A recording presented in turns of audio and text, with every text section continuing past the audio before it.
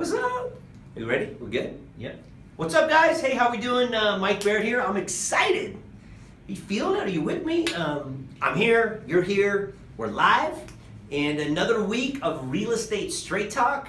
And every week, I look forward to this. Like, this is my time, I feel like, to connect with you, to connect with my fellow investors, my tribe members, and people out there that are battling it every day in this business.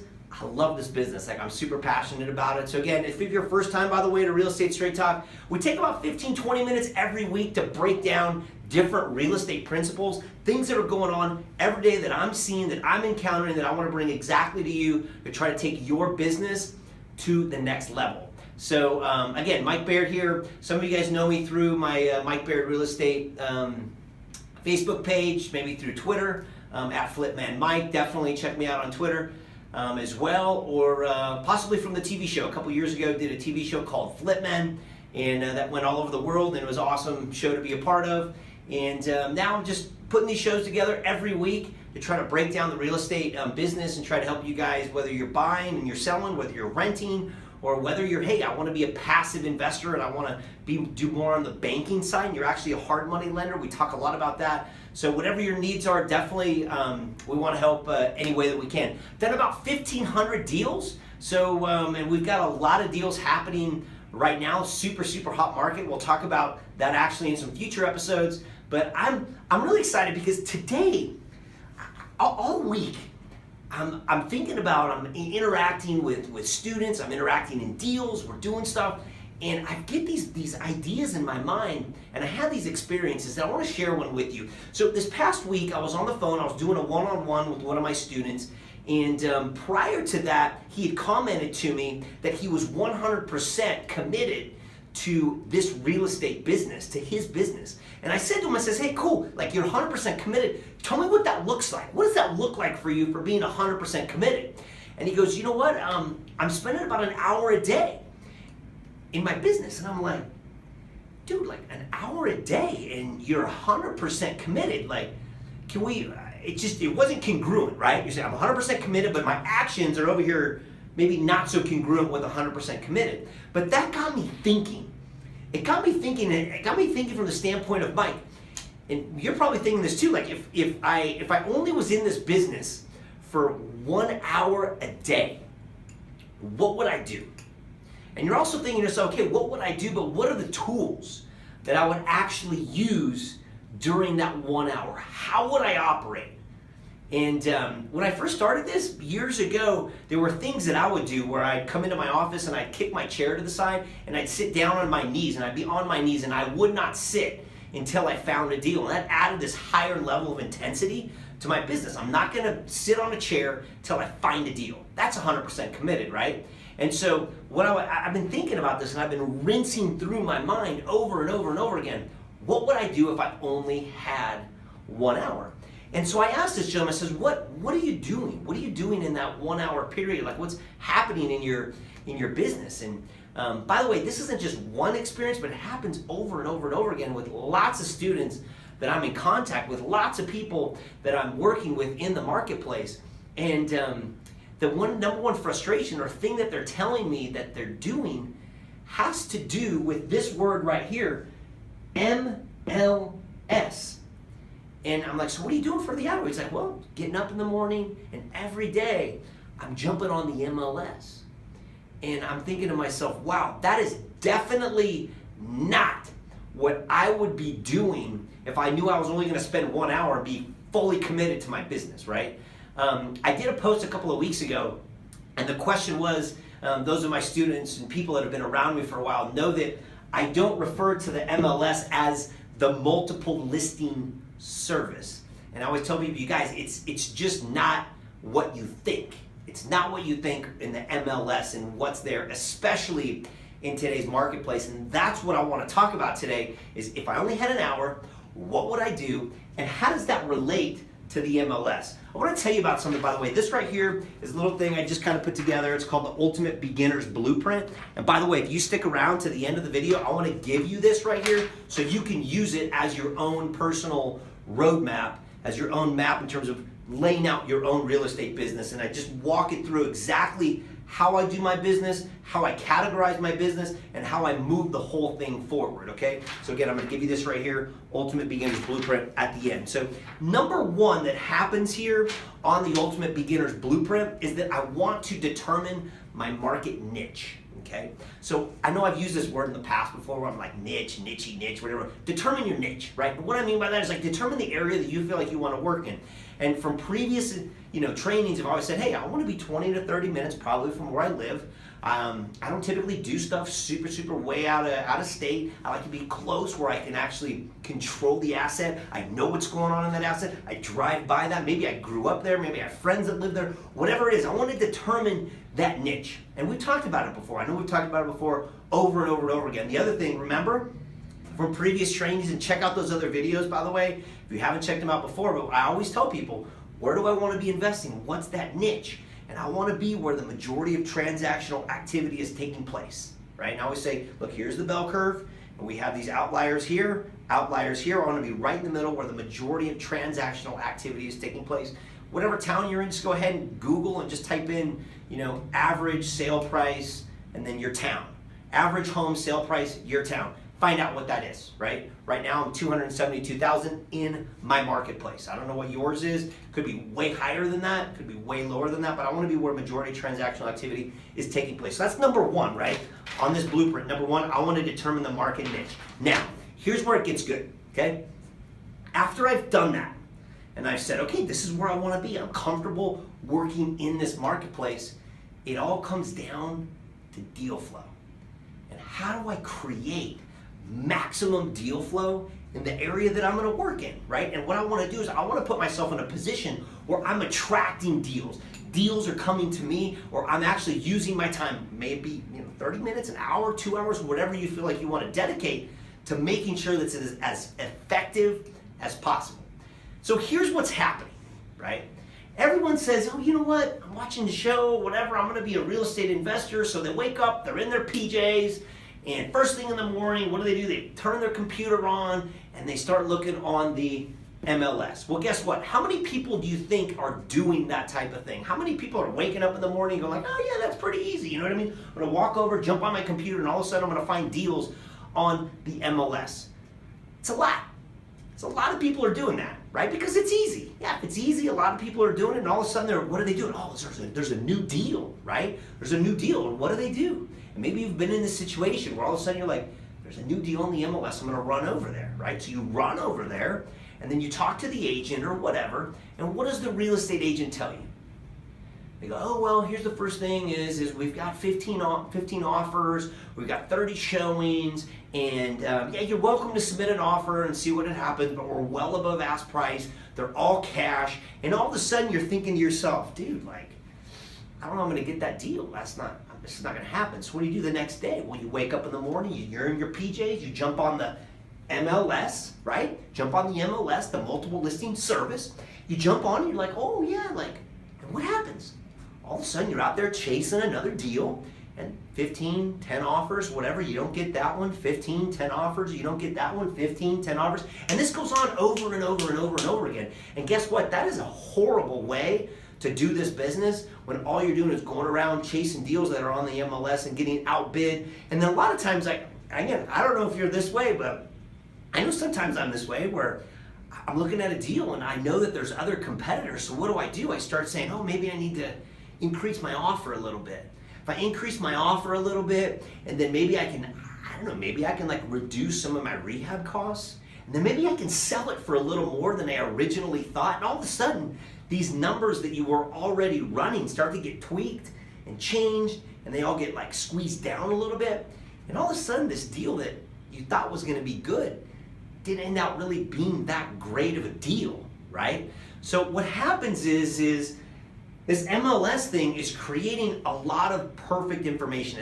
As technology comes out, it disseminates all this information to mass people.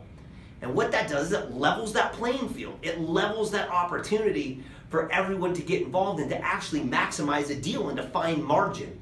So what happens is technology goes out, squeezes margin, it's really frustrating, all these people you're competing against, and the next thing you know, you're like, this is not a fun business. Like, I cannot do this business, right? So I refer to, by the way, and you may have heard me say this over and over and over again. I say MLS, not what you think. The multiple listing service is actually what I refer to is the multiple listing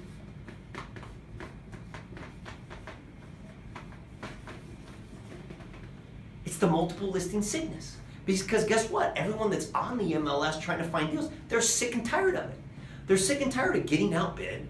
They're sick and tired of feeling like they have to overpay for stuff. They're sick and tired of having to maybe go into higher price ranges where they don't feel like there's nearly as many investors or whatever. They're sick and tired of buying off the MLS and buying total crap that's left on the MLS for like the little crumbs and for people to buy, right? So again, this multiple listing sickness, it's rampant.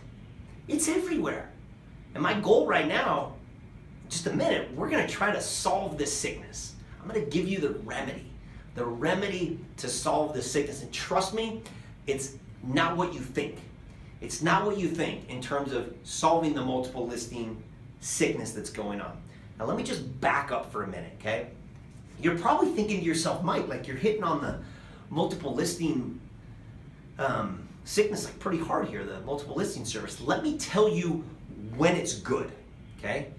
And I want you to write this down. If you got your pen, you got your paper, write this down. The multiple listing service, or sickness, which I've called it, is good for two things, okay? You ready for this? It's good for two things. The first thing that the multiple listing service is good for is to understand value, ARV, after rehab value. What's my asset worth? So yes, I'm gonna use the MLS to understand value. We talked about that in last week or the week before. We talked about that, right? How to understand value. We dropped the pin, we went 6 to 8 blocks out both directions, and bam, I'm gonna arrive at ARV, and I'm gonna do that through the multiple listing service, right? Let me tell you the other reason it's good. So there's two reasons. Number one, to establish ARV, and then number two, to go out there and to market. You basically, when you're selling your property, you want it to go to the masses, to as many people as you possibly can. So it's a viable solution, right, for that. Get as many people looking at your asset when you're selling, right? So it's great for the back end. The whole back end is great for the MLS, understanding value and for marketing, right? But for the front end, it's not so good. It's not so good. So we're gonna use a different set of tools. We're gonna do a whole different kind of set of ideas and concepts on the front end that are outside of the MLS. And again, it's not what everyone's waking up in the morning and you're thinking, oh man, I gotta do that, like holy cow. And I can't just sit in my PJs and just jump on it and just find deals. That's just not the way this business works anymore, okay? It used to be that way, but it's kind of like who moved my cheese kind of a thing. Well, technology moved it, right? It's gone. So if you're thinking I'm gonna wake up every day and find killer deals on the MLS, yeah, maybe there's a market or two that works in. You get lucky and you sneak one in or whatever. But on a regular, consistent basis, this is not where deal flow is happening, okay? Are you with me? Are we good? Is this awesome, by the way? Like, I get excited. If you can't tell, I'm like, so I'm into it. You into it? Like, drop a comment, by the way. Drop a like, I don't know what they like do, like the heart or the thumbs up or whatever. Like, give me a comment. Be like, yeah, this is legit. This is good. Because I like this. I just wish 14 years ago somebody would have sat down and been like, hey, you're right, Mike. Like, the MLS probably isn't right. Like, how can I spend my time more effectively? I'm totally committed. I need an hour. What am I going to do? All right? So coming back to this. Right here, okay? So I'm gonna give you this for free if you stick around, okay? So Ultimate Beginner's Blueprint, determine your market niche, we talked about that. Now we gotta go ahead and we gotta choose a deal source, how the deal's gonna flow to me. And we've already talked about, I'm not gonna use the MLS as a finding source. That's not gonna be my primary source. I'm gonna use it for what? For comping and for marketing, that's it, okay? So now let's jump into how to create deal flow, okay? Now, when I talk to people, let me just tell you this rule. I use it as rule number 6. I'm just gonna write it down right here because this is going to be the foundation of how deal flow happens for me today and how I wanna see it happening for the majority of people that are out there. Because guess what? Once we learn something and we get it right, we can kind of create that system on a continual basis, what happens? More and more deals come and you're not gonna know what to do with all these deals. How would it be like? I mean, just imagine for a second if you woke up in the morning and you had more deals in your inbox or more deals flowing in through your text messages or another phone call saying, hey Mike, I want you to check that out. Hey Tom, I want you to check this out.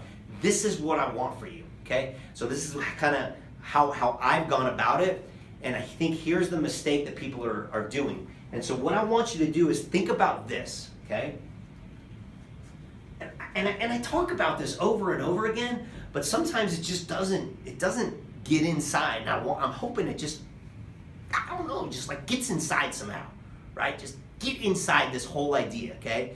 Because what we do is we get out there and we are chasing the real estate, okay?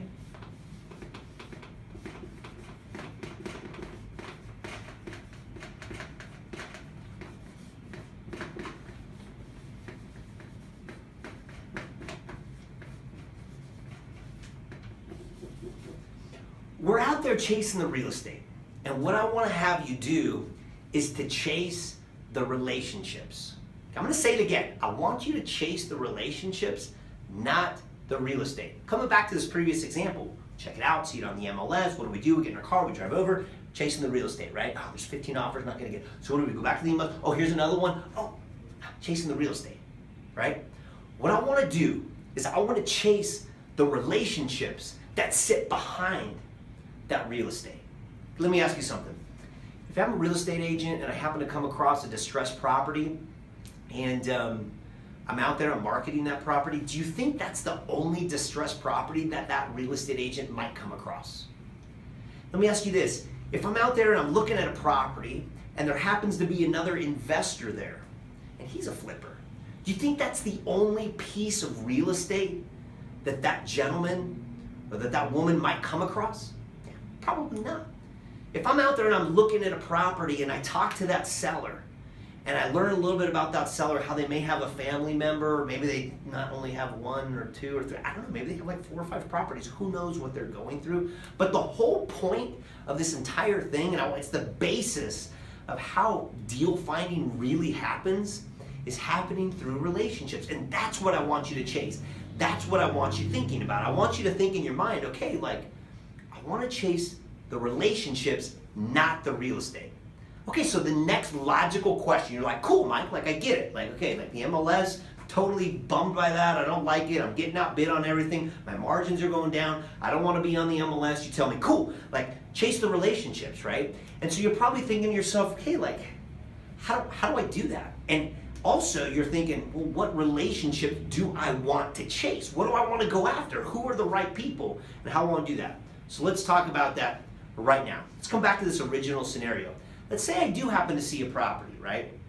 And there's a lot of offers on it. You get that agent that says, you know, we got 15, 20 offers, really going to be tough, it's got to be cash, you got to close in 5 days, whatever. I don't know the scenario.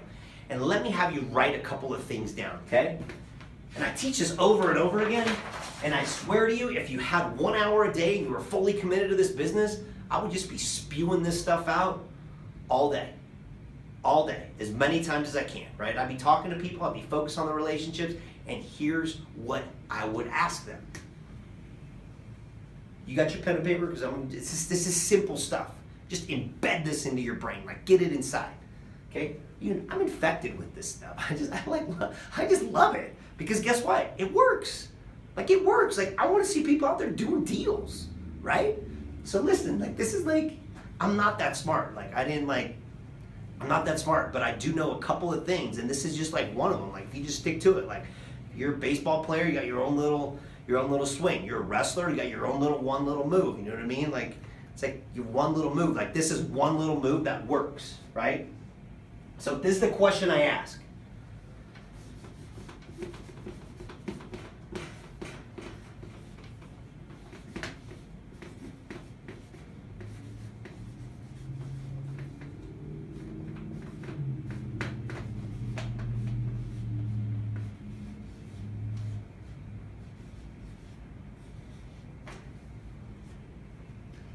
Anybody can say that. Like say it with me right now, like out loud, like what else do you have in the pipeline? What else do you have in the pipeline? What else do you have in the pipeline? Because here's the deal, that real estate agent, that investor, that wholesaler, whoever it may be, that individual that's maybe selling that house, what else do you have in the pipeline? Do you have any other houses that you're like selling, that you're trying to sell right now? What's going on? Have you been here a while? Maybe some family members. What else do you have in the pipeline? I'm telling you, if you just embedded that into your mind and you just continue to ask people, what else do you have in the pipeline? What else do you have in the pipeline? What else do you have in the pipeline? Yeah, I'm over here. So guess what? Here's what happens, okay? Let me just break this down for you exactly, okay? So I'm out there, I'm talking to the real estate agent, I'm talking to the investor, I'm talking to the wholesaler, whatever, right? I'm chasing the relationship, not the real estate. I don't care about the real estate anymore. Because guess what? If I chase the relationship, what's going to come? That real estate, that piece of real estate is all of a sudden going to like kind of sneak in when I don't even expect it, right? It's going to, right, okay? So here's what we're going to do. We're going to chase the relationship. First of all, I'm going to say, hey, you know what? Like, so this property over here on Truman Ave, I know you've got, a lot of offers on it or whatever. So tell me this, like, what else do you have in the pipeline? They're going, I don't know that I really have anything right now.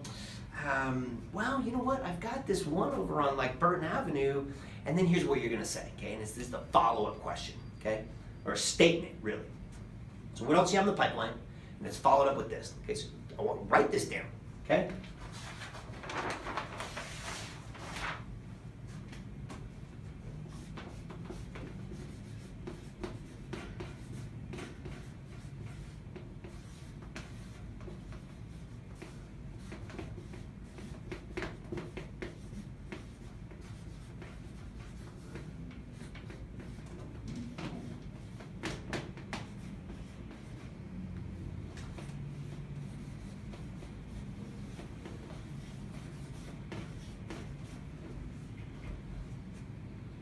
Love to find a way to get you paid. Hey, what else do you have in the pipeline? Oh, I got this. Because I'd really love to find a way to get you paid. Whoa, wait a minute, you what? Yeah, really like in the next 10 days, in the next 5 days, next 3 days, I don't know, in the next 24 hours, I would love to find a way to get you paid. What else do you have in the pipeline? I'd love to find a way to get you paid. By the way, how many times did you wake up in the morning, you have people calling you and saying, I would love to find a way to get you paid? Think about that for a minute. What if somebody called you and said, hey, I'd love to find a way to get you paid in the next 24 to 48 hours? What does that do to your mentality? What does that do to your level of motivation to try to get a deal done, to try to work in their behalf? Now let's just step back, okay? So they come back and they go, I'd love to find a way to get you paid, and yeah, okay, yeah, I might have a deal over here. Why don't you head over there and check that out? Here's what most people do.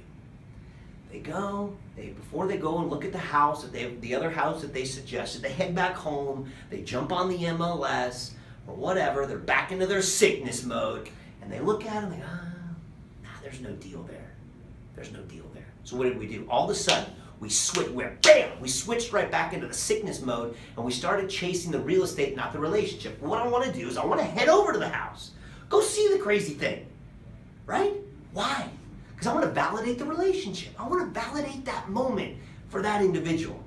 Guess what? I head over to the other house. I give them a call. I say, hey, I'm over here at this other one that you told me about. Again, remember we talked about this? I really want to find a way to get you paid, like somehow. Like in the next 24 to 48 hours if I can. And I came to sell this house, and this is a pretty good one. Tell me a little bit more about it. Well, it's this, and this is going to come available. I don't know when. Well, that's great. And guess what? Do you have anything else in the pipeline? Because, man, I'd really love to find a way to get you paid. If I had 1 hour, every day, and I was fully committed to this business, I would do everything that I possibly could to increase deal flow. Deal flow is the lifeblood of this business. It's the lifeblood of this business. And you might think, well, why am I going to do that every day? Like, I don't have enough money for that. I don't even have any money. What if I had $0 in my pocket? Guess what? If I had $0 in my pocket, I would do the exact same thing. Exact same thing. I'd go out and I want to go shopping. I want to go hunting. I want to go sniffing. I want to go looking. I want to go find that deal. $0 in my pocket, $1 million in my pocket, $100 million in my pocket. I'm doing the same exact thing. I'm creating deal flow. Deal flow is the lifeblood of this business. It's right here.